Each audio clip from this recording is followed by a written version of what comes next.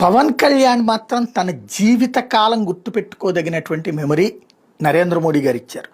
వాస్తవంగా ఆయనని పరామర్శించడానికి స్వయంగా నరేంద్ర మోడీ రావడం ఆయనకి మోడీ ఇచ్చిన గౌరవం. మోడీ పట్ల ఆయన చూపించేటటువంటి ప్రేమకి మోడీ ఇచ్చినటువంటి రిటర్న్ గిఫ్ట్ అది. ఒక ప్రధానమంత్రి మన రాష్ట్రంలో, ఉమ్మడి రాష్ట్రంలో ఈ 77 ఏళ్లలో ఎవరింటికన్నా వెళ్ళారా ఇట్లాగా ఏది ఒక 21 సీట్లు వచ్చినటువంటి పార్టీ, అధికార పార్టీ వాళ్ళ దగ్గరికి వెళ్ళేది లేదు, మామూలుగా కలుస్తుంటారు అంతవరకు ఏది విడిగా.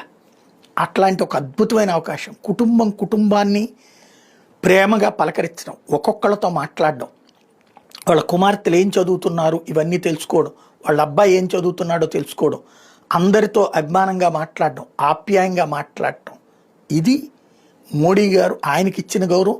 అట్లాగే స్వయంగా ఎదురెళ్ళి దగ్గరుండి చేతులు పట్టుకుని మరి ఇంట్లోకి తీసుకువెళ్ళడం ద్వారా మోడీ పట్ల ఆయన చూపించినటువంటి అభిమానం.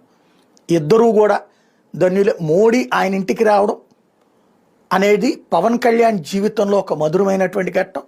అదే సందర్భంలో పవన్ కళ్యాణ్ కుటుంబం మొత్తం ఆయనతో ఆత్మీయతగా మెలగటం మరొక కీలకమైన అంశం.